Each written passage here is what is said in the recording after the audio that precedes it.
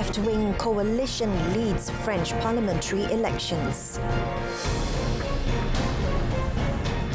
Dozens of Palestinian casualties after Israel attacks another school.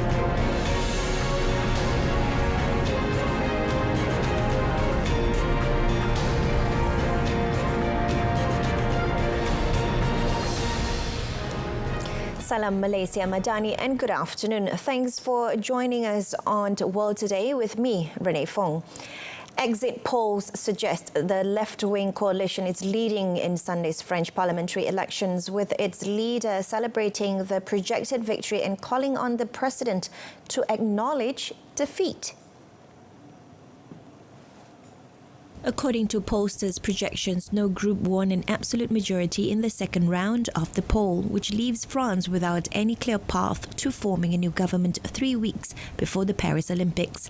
After winning the 30th June first round by a clear margin, the results were a major disappointment for the far-right National Rally of Marine Le Pen. President Macron's centrist alliance will have dozens fewer members of parliament but held up better than expected. The new Popular Front, formed last month after Macron called snap elections, brought together the previously deeply divided socialists, Greens, Communists and the hard-left France, and bound together in one camp. Projections by major polling agencies showed the new Popular Front is set to be the largest bloc in the new National Assembly, with 177 to 198 seats.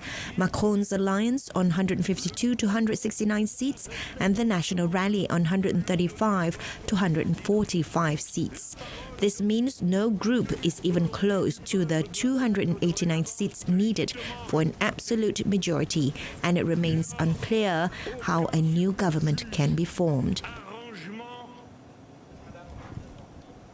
Prime Minister Gabriel Attal will hand his resignation on Monday morning as exit polls pointed to a hung parliament. At 35, Attal became France's youngest post-war prime minister when Macron appointed him in January. Having joined the Socialist Party aged 17, he became a household name in French politics after being named government spokesman during the COVID-19 pandemic. Attal went on to serve as budget minister and spent a few months at the helm of the Education Ministry before Macron made him head of government in an attempt to fend off the far right. The left-wing New Popular Front has not said who would be its pick for Prime Minister. Meantime, thousands of demonstrators gathered in Paris to protest against the far right after the second round of elections threw up a hung parliament, with the leftist alliance unexpectedly taking the top spot. Protesters clapped, chanted slogans and set off fireworks at the Place de la République in downtown Paris. The results, based on pollsters' projections, were a setback for Le Pen's nationalist, Eurosceptic National Rally, which opinion polls had predicted would be the largest party, but which placed only third. Hamas is waiting for a response from Israel on a ceasefire proposal 5 days after it accepted a key part of the US plan aimed at ending the 9-month-old war in Gaza. Hamas said it has left its response with the mediators and is waiting to hear the occupation's reply. According to Palestinian official with knowledge of the ceasefire deliberations, Israel was in talks with the Qataris and promised to give its response within days. The three-phase plan for the Palestinian enclave was put forward at the end of May by US President Joe Biden and is being mediated by Qatar and Egypt. Israeli Prime Minister Benjamin Netanyahu has said that negotiations would continue this week but has not given any detailed timeline. Hamas has dropped a key demand that Israel first commit to a permanent ceasefire before it would sign an agreement. Instead, it said it would allow negotiations to achieve that throughout the 6 weeks first phase. A Palestinian official close to the peace effort says the proposal could lead to a framework agreement if embraced by Israel and would end the war. A second Israeli strike in 2 days on a school sheltering displaced families killed at least 4 people as the United Nations condemned the targeting of its shelters. The Civil Defense Agency in Gaza said Ihab al-Ghussein, the Hamas group's deputy labor minister, was among those killed in the strike on the Holy Family School. Hundreds of civilians had taken shelter at the facility since the start of the war. The strike came a day after a UN-run school in the central Nuseirat refugee camp was hit in an attack that killed 16 people and drew condemnation from the United Nations. The vast majority of the Gaza Strip's 2.4 million people have been displaced by the war, now in its 10th month, and many have taken shelter in UN-run schools across the besieged territory.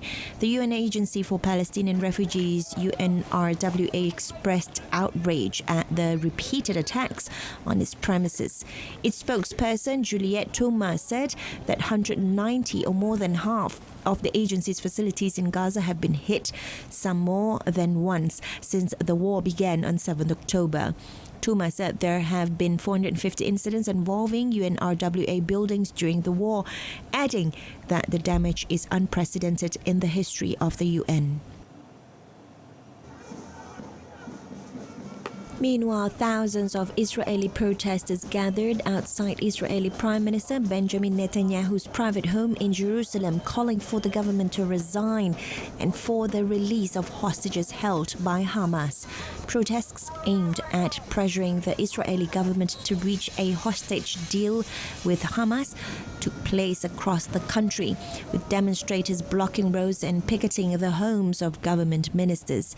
The protests began at 6:29 a.m. local time, with the demonstrators took to the streets, blocking rush hour traffic at major intersections across the country.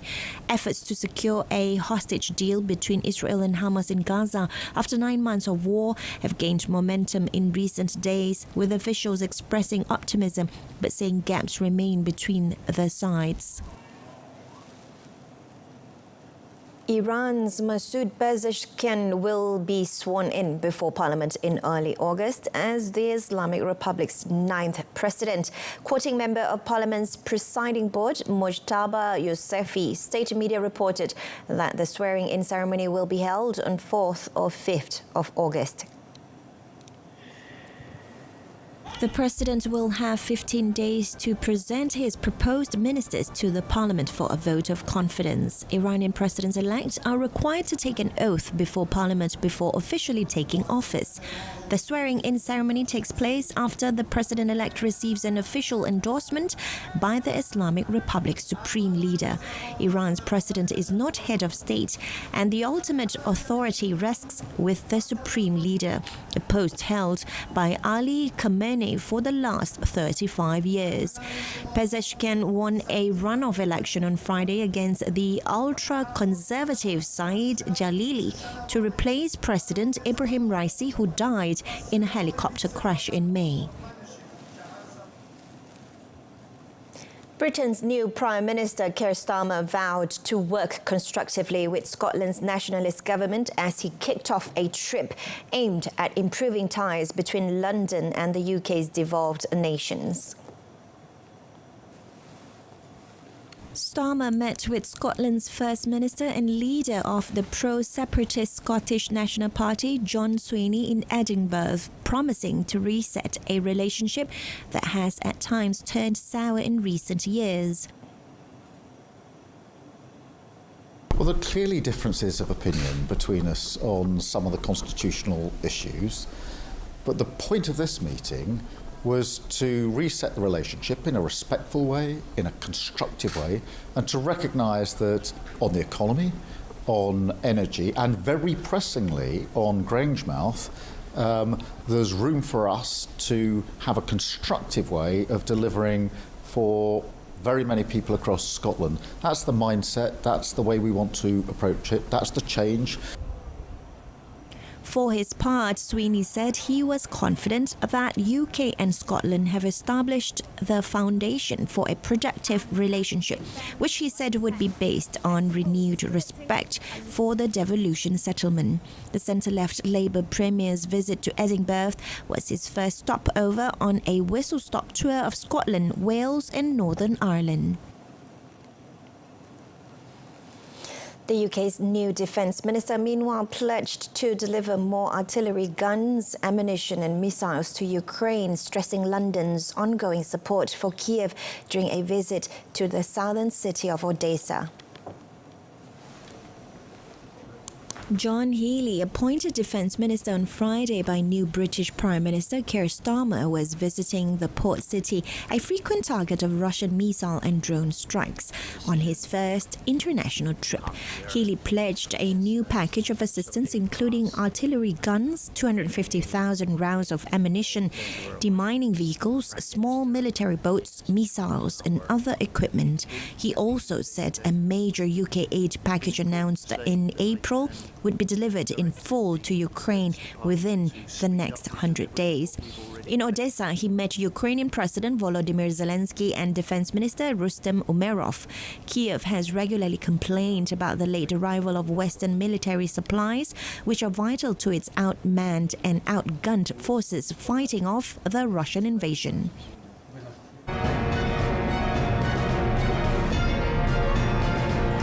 Next, heavy rains trigger landslides in Nepal, 14 killed.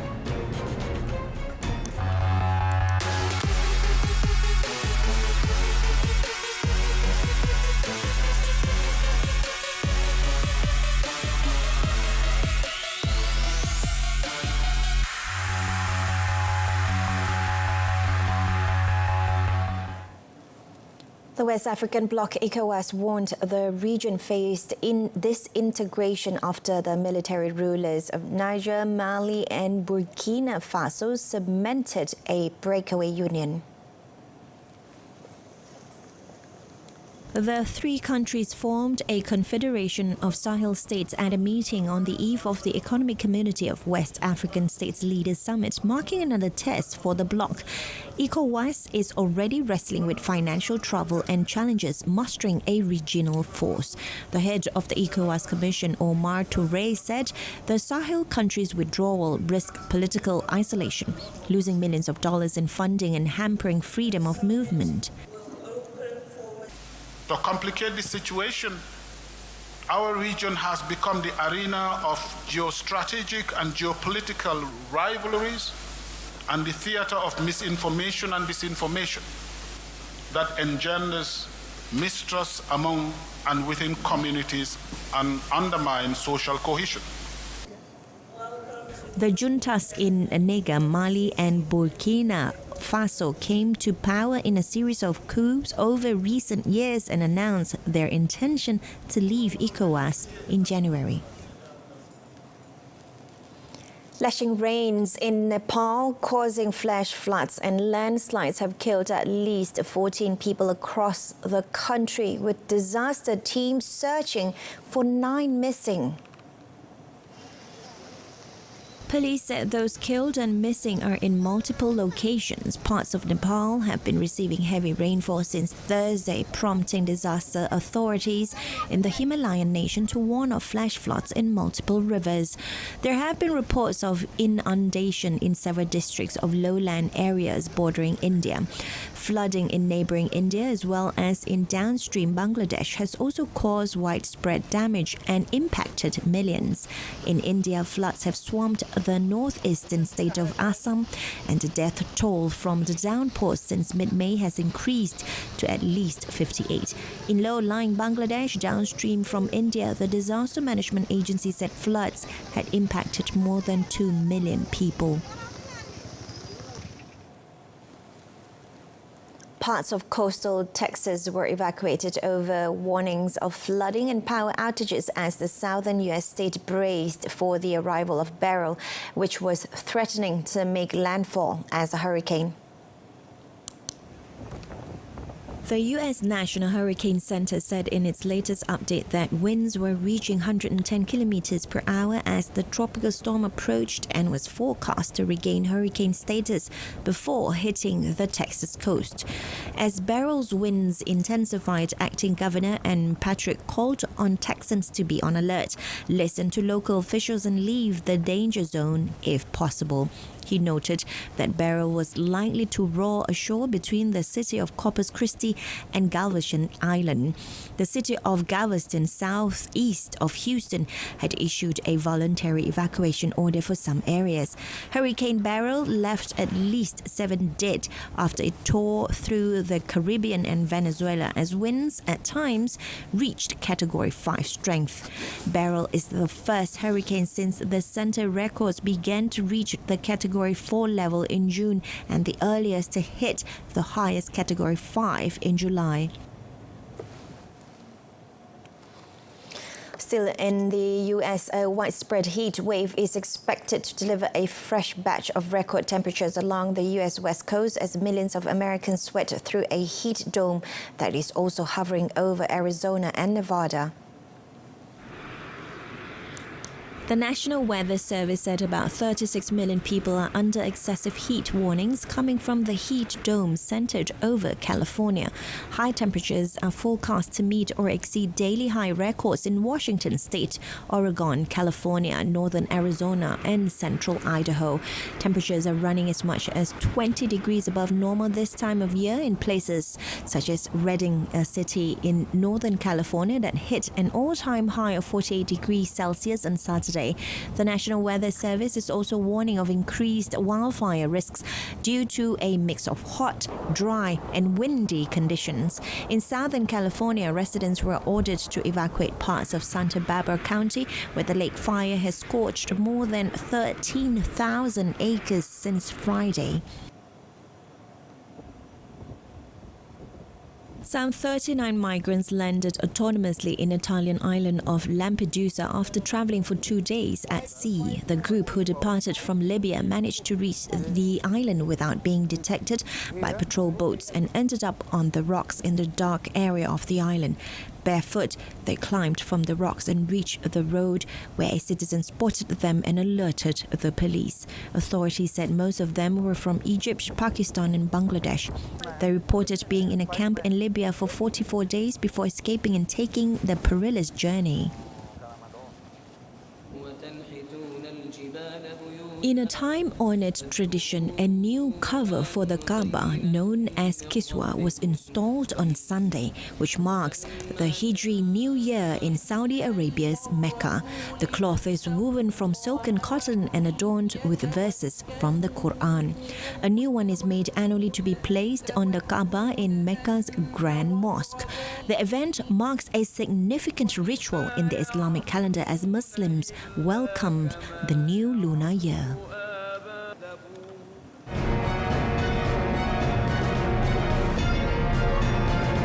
In the sports segment, golf crashes at Wimbledon as Alcaraz and Sinner locked on collision course. World number 2 Coco Gauff was sent crashing out of Wimbledon by American compatriot Emma Navarro as Carlos Alcaraz and Jannik Sinner were firmly locked on an all-England club semi-final collision course. Gauff's 6-4 and 6-3 fourth round defeat means that only 2 of the top 10 women seeded left in the tournament. Only 4th-ranked 2022 champion Elena Rybakina and Jasmine Paolini, the world number 7, remain from the top 10 women. Paolini will be Navarro's quarterfinal opponent.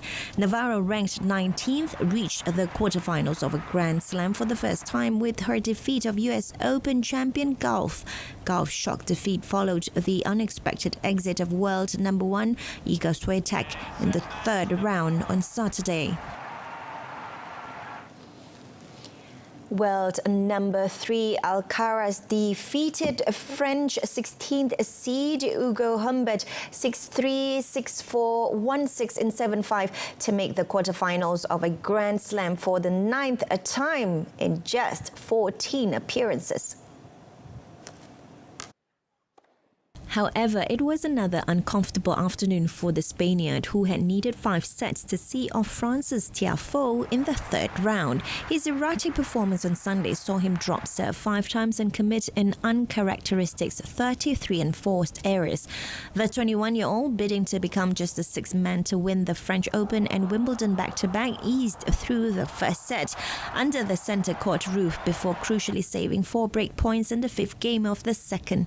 Humbert stormed back, breaking the champion 3 times in the third set as Alcaraz went spectacularly off the boil. But Humbert handed over a service break in the 11th game of the 4th set, and Alcaraz took full advantage to quickly seal the tie.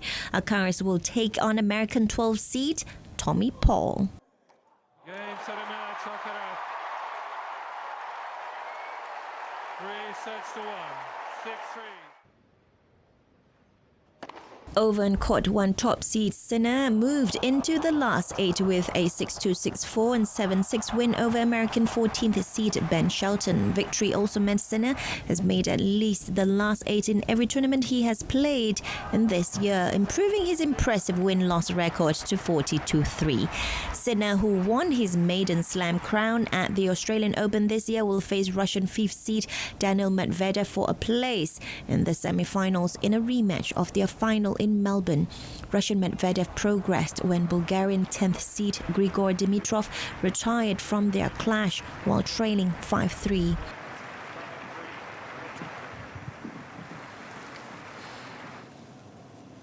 Then in MotoGP, Ducati's reigning world champion Francesco Bagnaia of Italy won the German Grand Prix at the Sanction Rink after title rival Jorge Martin of Spain crashed while he was leading the race with 2 laps to go.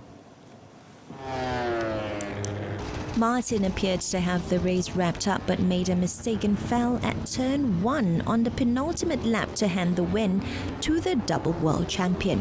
Marc Marquez, who will be Bagnaia's teammate next season on the factory Ducati, took second, with Alex Marquez, his younger brother, completing the podium.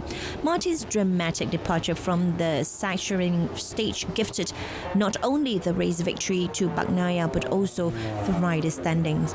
Bagnaia heads into MotoGP summer break 10 points clear of Martin. Fermin Aldeguer of Spain dominated the Moto2 race, winning by 2.159 seconds from Briton Jake Dixon, while David Alonso of Colombia won the Moto3 race to extend his lead in the championship, with his closest rival Dutchman Colin Vager crashing out.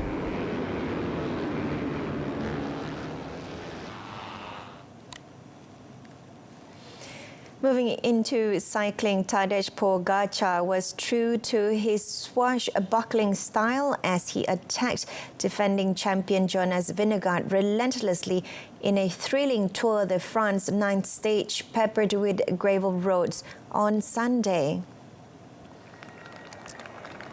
Anthony Thurgis prevailed at the end of a grueling 199-kilometer ride with a superbly timed sprint from the breakaway group to give France their 3rd win of the edition. But all eyes were on Pogačar and his rivals for most of the day. The Slovenian, who tried the overall leader's yellow jersey, used several gravel sections to put pressure on Vingegaard, but the Dane was perfectly protected by his Visma Lease, a bike teammate, and no difference was made between the riders of the Big Four. Pogačar, who once again showed he could attack on any terrain, crossed the line in the main bunch with Remco Evenepoel, Primož Roglič and Vingegaard after the defending champion rode almost half of the stage on a teammate's bike following a puncture. While Monday is a rest day in Orleans, most of the peloton will ride out for a few hours to stay fresh. Stage 10 on Tuesday heads south from Orleans for a flat stage where veteran Mark Cavendish will target a record-extending 36th stage win. In golf, New Zealander Ben Campbell birdied the first playoff hole to defeat John Caitlin of the United States to secure a dramatic win of the International Series Morocco in Rabat. With 2 holes to play in the final round, Campbell was 3 shots behind Caitlin, but an angle at the par 4 17th and a birdie at the 18th put him level with the American on 15 under par. Caitlin still had a chance to win but missed a short birdie putt at the last. Campbell's final round was a 2 under 71, while Caitlin, who had led the tournament throughout, made a 72. The playoff at the par 4 18th hole saw Caitlin fail to chip in for birdie, but Campbell then holed his birdie putt to give him his second win on the Asian Tour.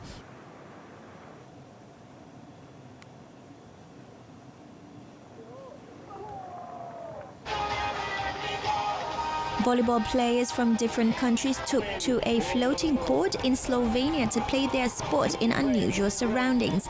The event, named Volleyball on Water, was hosted by Slovenia's capital, Ljubljana, with the court partially submerged and sitting a few centimeters beneath the surface of the city's Ljubljanica River. Players mostly came for the fun and the challenge of competing in a different environment.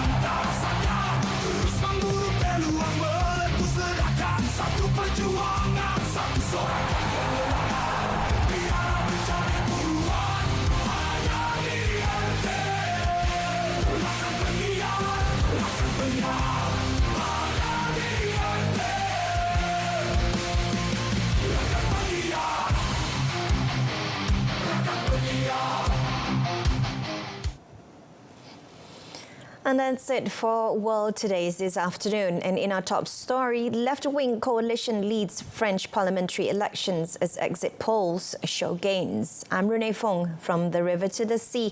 Palestine will be free. Have a pleasant afternoon.